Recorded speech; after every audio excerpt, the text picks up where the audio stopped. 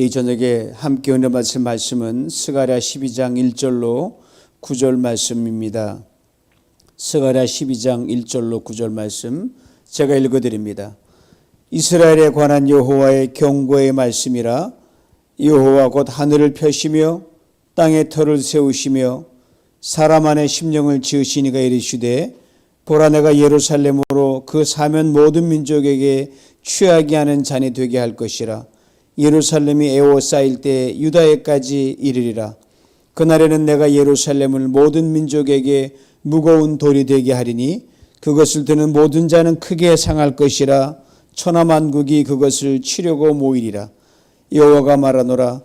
그날에 내가 모든 말을 쳐서 놀라게 하며 그 탄자를 쳐서 미치게 하되, 유다 족속은 내가 돌보고 모든 민족의 말을 쳐서 눈이 멀게 하리니, 유다의 우두머리들이 마음속에 이르기를 예루살렘 주민이 그들의 하느님 만군의 여호와로 말미암아 힘을 얻었다 할지라. 그날에 내가 유다 지도자들을 나무 가운데 화로 같게 하며 곡식단 사이에 횃불 같게 하리니, 그들이 그 좌우에 에워싼 모든 민족들을 불사를 것이요 예루살렘 사람들은 다시 그 본 곳 예루살렘에 살게 되리라. 여호와가 먼저 유다 장막을 구원하리니 이는 다윗의 집의 영광과 예루살렘 주민의 영광이 유다보다 더하지 못하게 하려 함이니라. 그날에 여호와가 예루살렘 주민을 보호하리니 그 중에 약한 자가 그날에는 다윗 같겠고, 다윗의 족속은 하나님 같고 무리 앞에 있는 여호와의 사자 같을 것이라. 예루살렘을 치러 오는 이방 나라들을 그날에 내가 멸하기를 힘쓰리라. 아멘. 할렐루야. 비가 내렸다 그쳤다. 지금 이 수요예배 드리는 이 시간에 아마 여러분 계신 곳과 이곳에 비가 많이 내리고 있습니다. 이 비가 은혜의 비가 돼서 계신 곳에서 하나님의 은혜가 충만히 마시기를 간절히 소망합니다. 모든 것은 은혜로 향합니다 라는 제목으로 이 저녁에 함께 오늘 주어진 말씀을 가지고 은혜를 나누기 원합니다. 우리 지금 묵상하고 있는 스가랴는 총 14장인데 모두 세 부분으로 나누어져 있습니다. 1장부터 8장까지가 스가랴가 본 8개의 환상을 다루고 있고요. 그 다음 9장부터 11장까지는 이스라엘의 부패와 불순종에 대한 하나님의 심판을 다루고 있습니다. 그리고 오늘부터 시작하는 12장부터 마지막 14장까지는 하나님이 또 긍휼을 베풀어 주셔서 구원과 회복을 이루어 주시고 종말의 끝에서는 결국은 소망으로 우리를 이끄신다고 하는 아주 그냥 밝은 메시지를 담고 있습니다.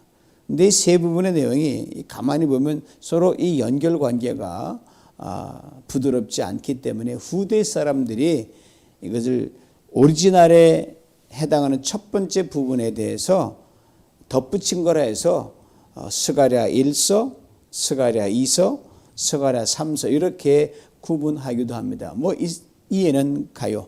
그러니까 오늘은 마지막 부분 스가랴 3서에 해당하는 스가랴 12장부터 14장 첫 부분입니다. 이 마지막 이 스가랴에 해당하는 이 부분은 당대와 장래 그리고 먼 미래와 종말의 때까지 아우르는 하나님의 약속으로 가득 차 있습니다. 우리 하나님은 약속하시는 하나님이십니다. 다만 약속이 언제 성취되느냐는 그 사이에 기다림이 우리를 때로는 지치게 만들지만 반드시 약속하면 이루시는 하나님이십니다. 하나님은 사람이 아니시기에 말했다가 뒤집는 분도 아니고 지키지 않는 분도 아니시기 때문입니다. 하나님 약속으로 그 시작을 여는데 세 가지 약속을 담고 있습니다. 첫 번째 두 개의 약속은 12장에 있고요. 그리고 세 번째 약속은 13장의 서두에 기록되어 있습니다. 스가랴 2서에 해당하는 거에 9장부터 11장, 그러니까 11장 마지막에 심판으로 끝을 내거든요. 그 다음에 스가랴 3서에 해당하는 마지막 부분이 소망으로 이루어진단 말입니다. 이것이 우리가 주는 굉장히 귀중한 메시지가 있습니다. 하나님은요, 야단치고 심판하고 징계하고 그거로 끝맺으면 우리는 살 수가 없습니다. 반드시 하나님께서는 그 이후에 더 나은 은혜와 소망을 이끌어 주십니다. 이것이 바로 성경 전체를 관통하는 메시지입니다. 여러분, 아담과 하와가 에덴을 쫓겨났잖아요. 그래서 죄와 사망이 들어와가 우리는 죽을 수밖에 없었는데 심판이죠. 죄에 대한 심판이니까. 그러나 하나님께서는 이후의 모든 삶 속에서 이렇게 엎치락 뒤치락하는 인간의 역사와 함께 하시면서 늘 우리를 언제나 오르는 오르막으로 인도하시 결국은 하나님 떠났던 에덴보다 더 나은 에덴으로 이끄시는 하나님의 원대한 계획 속에 있습니다. 고로 여러분 살면서 힘들다 하지만 그 다음은 더 좋은 곳으로 계속 나날이 상승하는 그게 바로 하나님이 우리 향한 인생을 향한 원대한 플랜이란 말입니다. 이 스가랴가 그걸 보여주고 있죠. 그러니까 스가랴가 정작 하고 싶었던 말은 심판이 아니다 이 말이에요. 성경을 관통하는 중심 메시지 복과 회복이며 생명과 재창조며 더 나은 은혜로의 끊임없는 진입이라는 겁니다. 근데 구약 성경을 보면은 하나님의 두 얼굴, 이해가 안 두 얼굴이 등장하거든요. 심판의 얼굴이 등장하고 또한 또 하나님께 새로운 시작을 여는 등장, 둘 다 하나님의 얼굴인데 그러면 심판하실 때 하나님이 야속하죠. 부모 야단을 맞으면 부모가 밉잖아요. 그러나 또 품어지면 또 사랑스러운 부모 품을 느끼게 되고 이걸 한번 비유를 하면 강한 심판, 어떤 심판이 그 심판을 열이라고 하면 심판의 수가 열이라고 반드시 하나님의 은혜의 수는요. 회복은 하나 더한 11입니다. 열이 아무리 중하도 하나만 못합니다. 이것을 율법과 은혜의 관점에 설명하면요. 이런 말입니다. 언제나 은혜가 율법을 덮습니다. 이건 오래전 하나님께서 이스라엘 백 출애굽을 할 때 이미 말씀하셨고 하나님 지으란 성막의 구조를 통해서 분명하게 보여주셨습니다. 성소와 지성소를 덮는 그 덮개가 있는데 총 4겹으로 되어 있거든요. 맨 안쪽이 4개의 색실로 짠 천입니다. 그 다음이 염소털로 짠 천으로 덮고요. 그 다음 세 번째가 수양의 가죽으로 만든 천이고요. 그리고 맨 마지막 덮는 게 뭐냐면 해달의 가죽으로 만들어 덮는데 희한한 건요. 재미있는 거는 이 덮개들이 밖으로 갈수록 조금씩 더 커진다는 거예요. 이게 우연의 일치가 아니에요. 하나님이 아주 의도적으로 그렇게 지으라고 말씀하셨어요. 안이 전혀 보이지 않게 함입니다. 가장 상징적인 의미는 뭐냐 하면요. 바로 하나님의 은혜의 덮으심을 하나님이 그 안에 담아 놓으셨어요. 하나님의 은혜의 가려우심을 이미 이스라엘 백성 애굽을 나와서 거친 광야를 갈 때 너희가 앞으로 모든 삶 속에서 어떤 일이 있더라도 은혜로 다 덮는다는 하나님이 거기에 보여주셨어요. 그 어떤 우주적인 흠과 더러움이 있다 할지라도 인간의 어떤 허물과 죄악도 결코 드러나지 않도록 보이지 않도록 완전히 덮고 가리우시는 하나님의 무한한 은혜의 깊이와 넓이와 높이를 이 성막에 담아 놓았습니다. 그러면 그 성막의 어떤 훗날의 모습이 오늘날의 교회에 여러분 매주일 성전에 발걸음을 옮기는 것이 중요한 겁니다. 하나님 나를 덮으소서. 그리고 매주일 성전에 오는 거예요. 또 한 주일 나가 또 많이 또 때가 묻지만 우리 사모님 기도했지만 또 성소를 향하면 또 하나님을 덮으시는 거예요. 그 은혜가 매일매일 새로운 거죠. 예수 믿는 것의 가장 큰 축복이 뭡니까? 바로 하나님의 무한한 은혜 속의 거함입니다. 이것을 오늘 본문을 통해 하나님께 스가랴가 말씀하고자 하셨어요. 1절로 9절에 담겨져 있는 첫 번째 약속의 말씀을 봅니다. 즉 하나님께서 예루살렘과 유다를 모든 대적들로부터 구원하신다는 약속입니다. 뭐 유다가 뭐 잘나서 그런가요? 뭐 잘했나요? 뭐 하나님 아니면은 이방의 민족보다 더 못한 게 많이 있는데 그냥 일방적으로 덮으시는 거예요. 오늘 보면 이렇게 시작을 엽니다. 이스라엘에 관한 여호와의 경고의 말씀이라 여호와 곧 하늘을 펴시며 땅에 터를 세우시며 사람 안에 심령을 지으시니가 이르시되 짧은 인절 매우 중요한 두 가지를 말씀하고 계십니다. 먼저는 이스라엘에 관한 여호와의 말씀의 경고라고 했습니다. 분명 오늘 본문 시작되는 스가랴 제 세 번째 마지막 이 부분은 소망과 회복을 담고 있다고 말씀드렸어요. 그렇다면 예레미야 선지자를 통해서 말씀하신 것처럼 너를 향한 나의 생각은 항상 소망과 회복이다라고 한 그 말씀하셔야 되는데 의외로 언어를 경고라는 표현으로 썼어요. 겁주기 위한 표현이 아닙니다. 마음에 큰 부담을 가지고 하시는 말씀이란 뜻이에요. 너희들이 참 좋은 소식을 전하는데 참 내가 너희들 모습을 봤는데 그러니까 참 부담스럽게 과연 내가 이 말을 했는데도 너희들이 잘 따라와 줄까 그런 고민하면서 하시는 말씀이라는 거예요. 이스라엘 백성들이 하나님께 등을 돌린 지가 어디 한두 번입니까?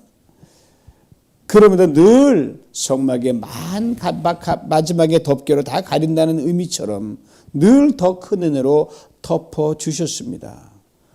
세상의 이방 나라의 손가락을 받으셨어요. 아이고 무슨 하나님 저런 백성들은 뭘 그렇게 애증관계 속에 사랑하시나 할 정도로 일방적으로 사랑하셨거든요.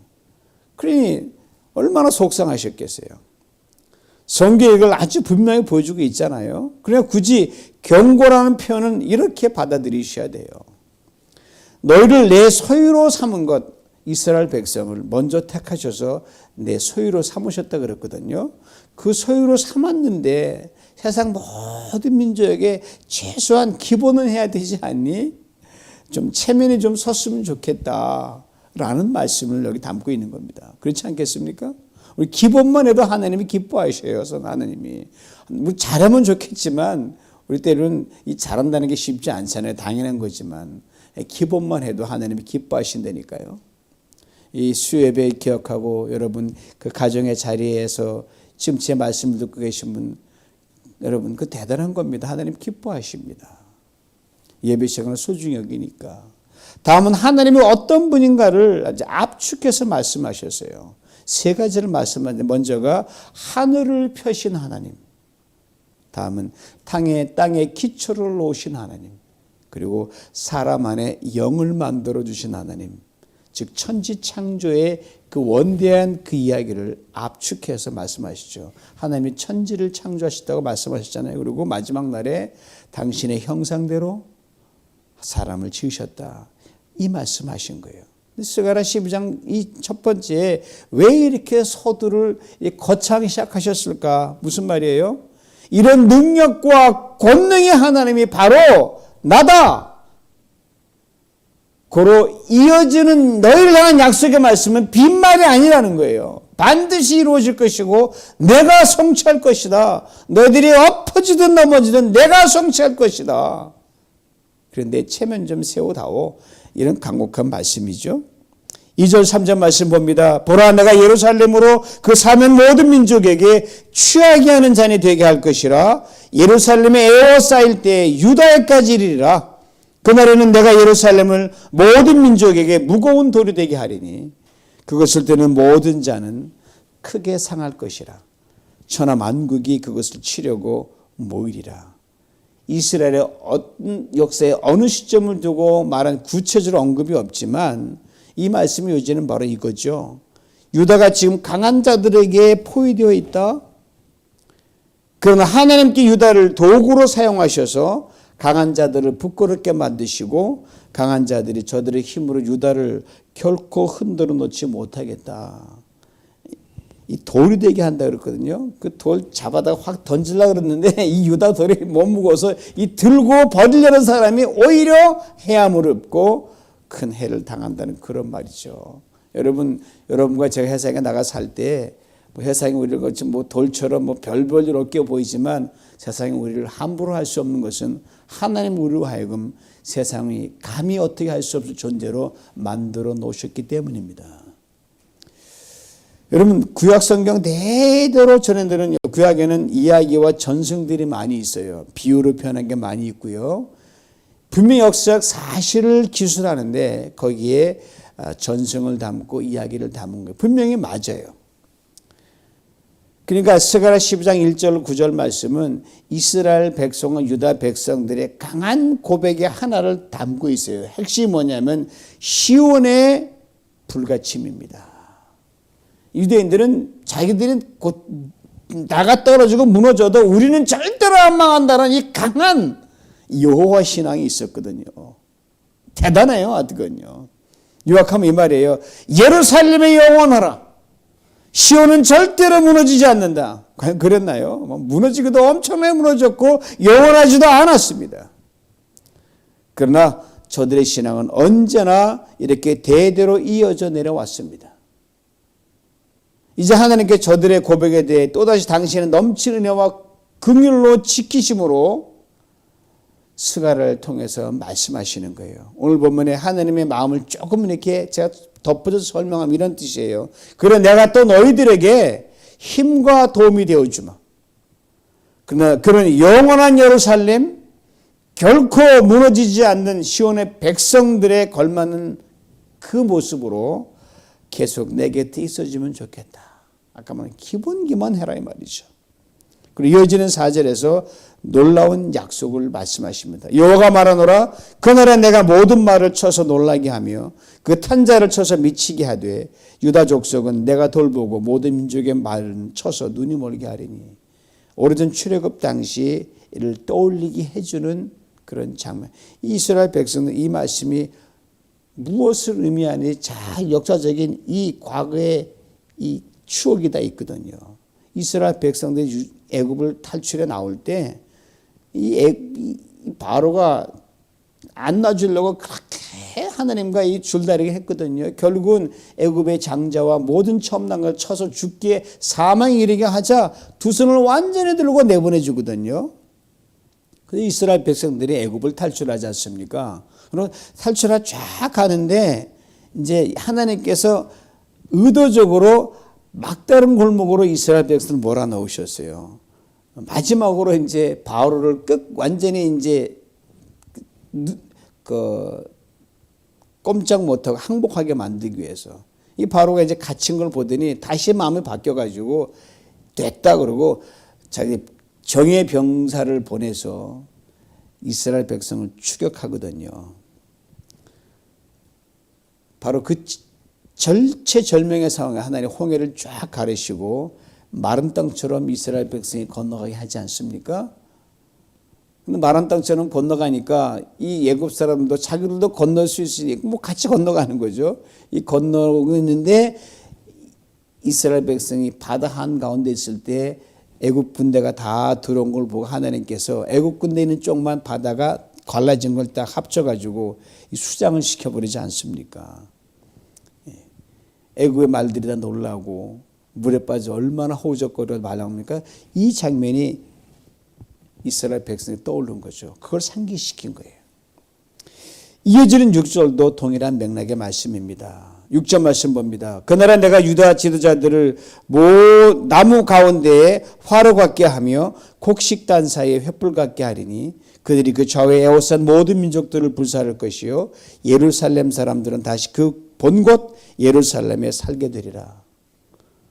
또 이와 연관된 구체적인 사건은 알 수가 없지만 이스라엘 역사 속에 분명히 있었거든. 하나님 강한 불로 역사하셔서 이스라엘의 대적들은 물리친 일들이 그 사건에 참 많은데 어느 건지는 모르지만 이것이 대대로 회자되다가 때로는 할머니들의 손자들에게 우리 하나님이 이렇게 역사하셨다라고 계속 이야기 내려오는 그 사실들 중에 하나인데 성경에서 두드러지게 드러나는 게 저는 생각이 하나 나요.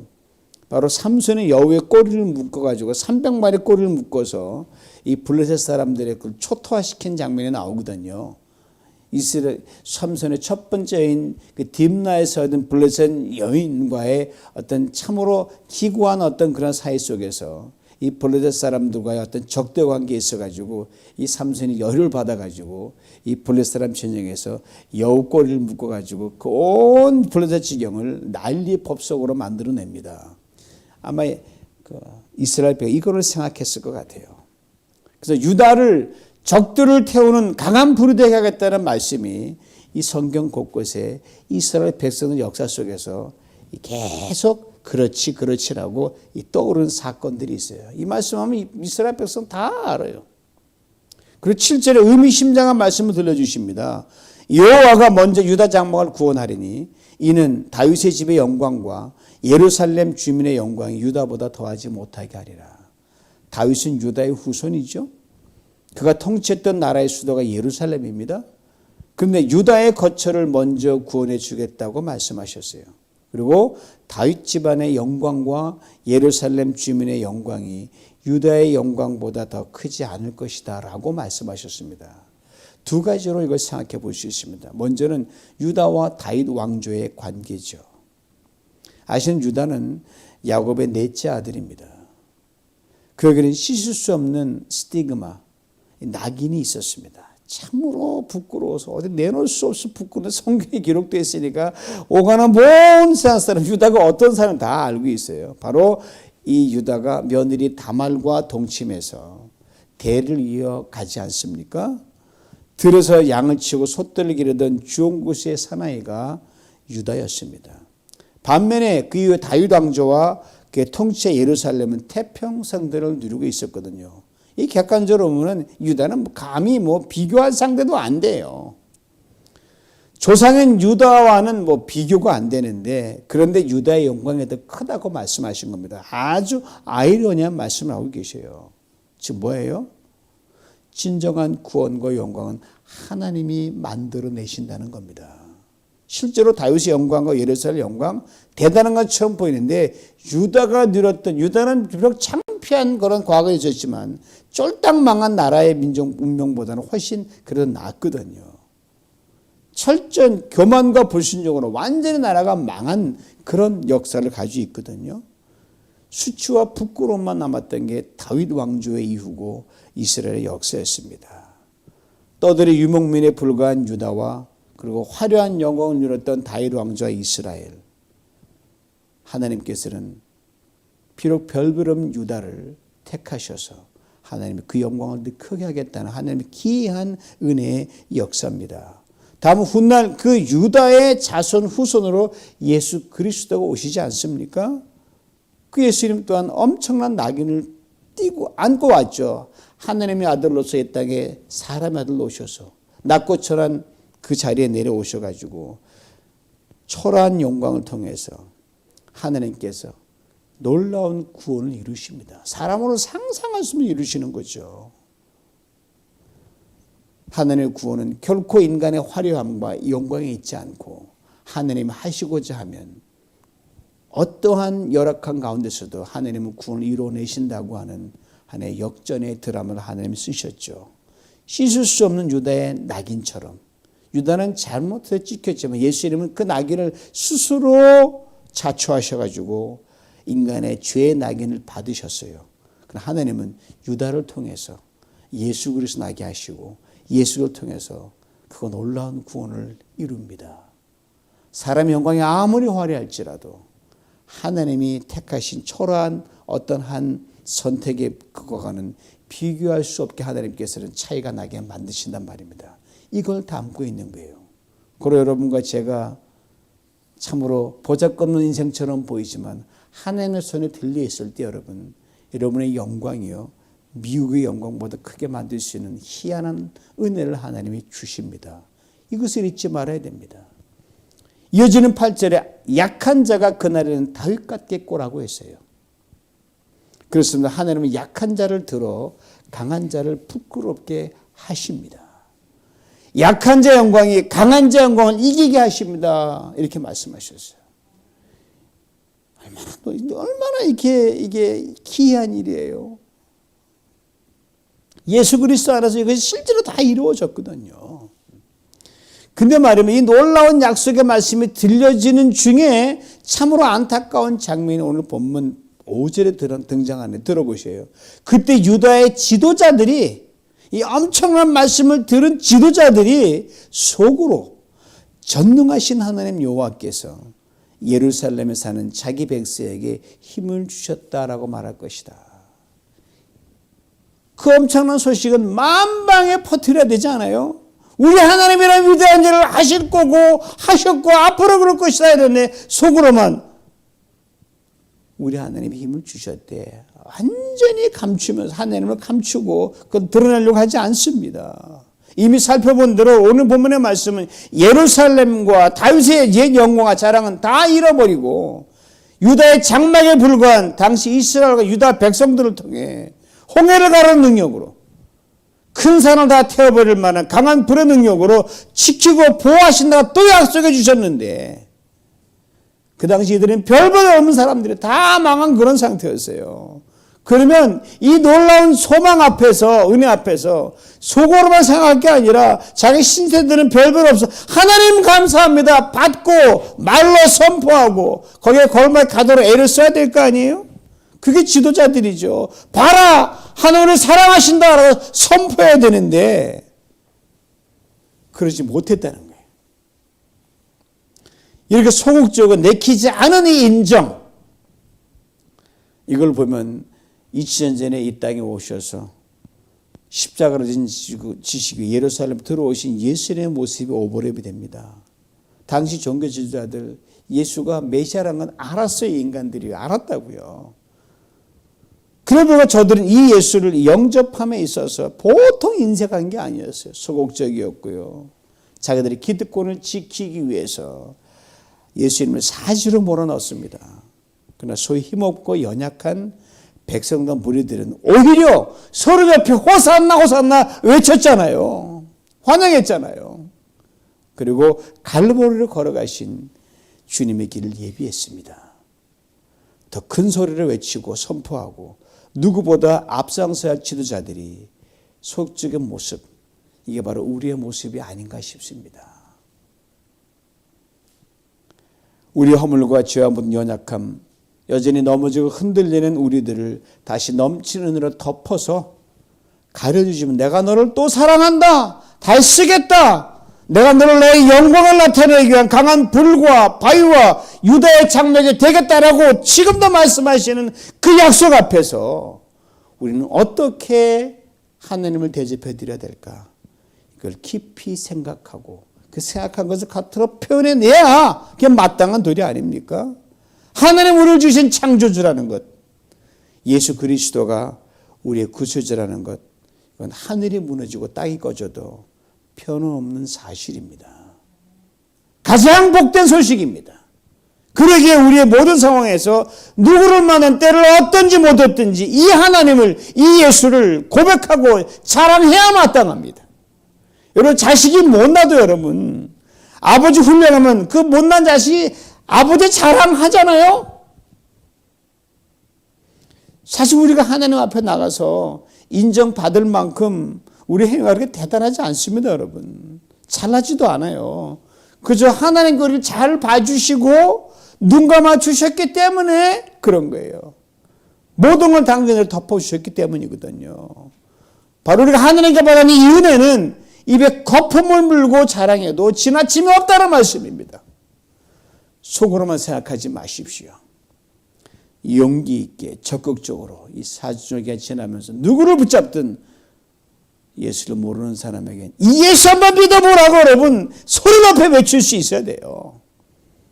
하나님 우리를 이 모습 그대로 받아주시고 사랑해주시고 덮어주시는데 사람들 앞에 주눅들 이유가 뭐 있어요? 그들이 돈을 내줍니까? 여러분 출세하게 만들어줍니까? 그냥 용기 있게 하나님 사랑 받은 대로 하나님이 커버해 주시거든요.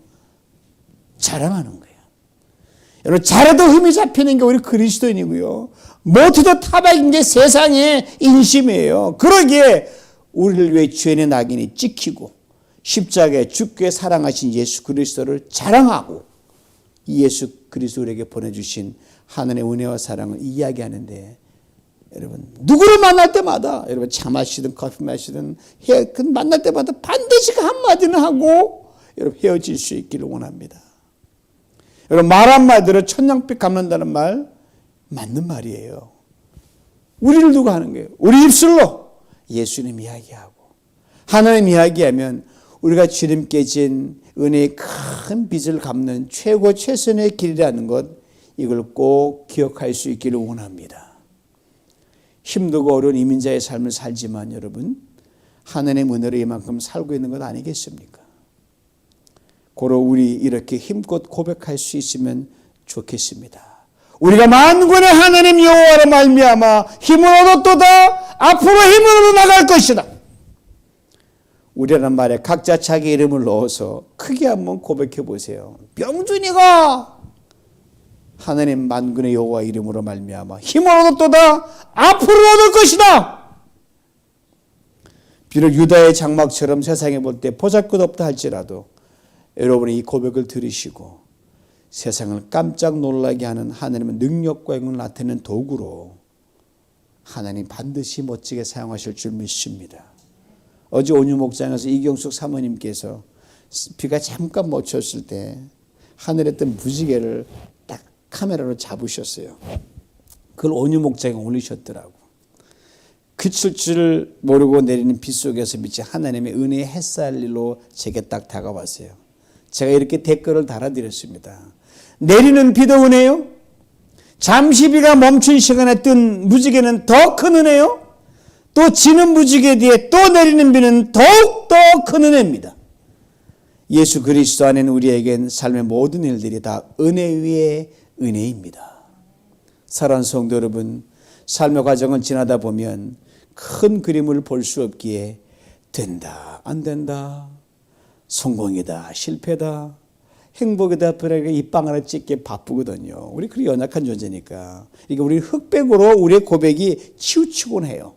다 끝난 것처럼 하다가 좀 잘 되면 다 사는 것처럼 이렇게 변덕이 짓궂듯 하거든요. 그러나 하나님은요, 우리 삶의 모든 과정의 일들을 합력하여 선을 이루십니다.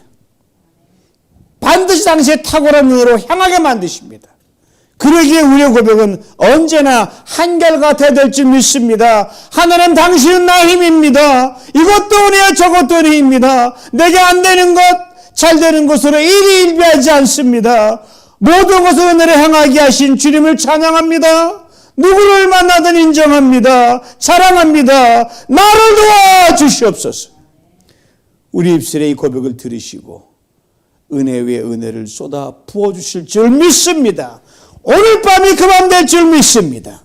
이 복을 다 풍성히 받아 누리시길 주님의 이름으로 축원합니다. 기도합니다. 하나님 아버지 감사합니다.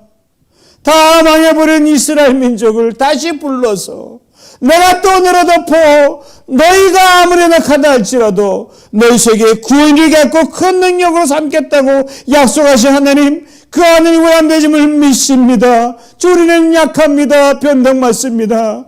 아버지, 그러나 우리를 구하신 하나님, 예수 그리스도는 분명한 우리에게 구원자 되시오니 우리를 인정하신 하나님 앞에서 삶이 어떤 일이 있더라도 하나님 아버지 주님을 사랑하기에 선포하기에 주저하지 않도록 우리가 담대하게 주시옵시고, 하나님 우리 고백 위에 은혜의 은혜를 쏟아 부어주심으로 하나님과 함께한 사람임을 세상도 알게 만들고 우리 입술의 고백을 듣고 많은 자들이 주의 구원함에 이를 수 있도록 우리를 구원의 도구로 사용하여 주시옵소서. 은혜를 부어주시고 이 밤에 아버지 하나님 그 하늘에게 매달린 모든 성도님들 약함이 강함되게 만들어주시고 모든 약함을 나게 만들어주시고 오늘 밤에 치유와 기적을 베풀어 주시옵소서. 예수님의 이름으로 기도하옵나이다. 아멘.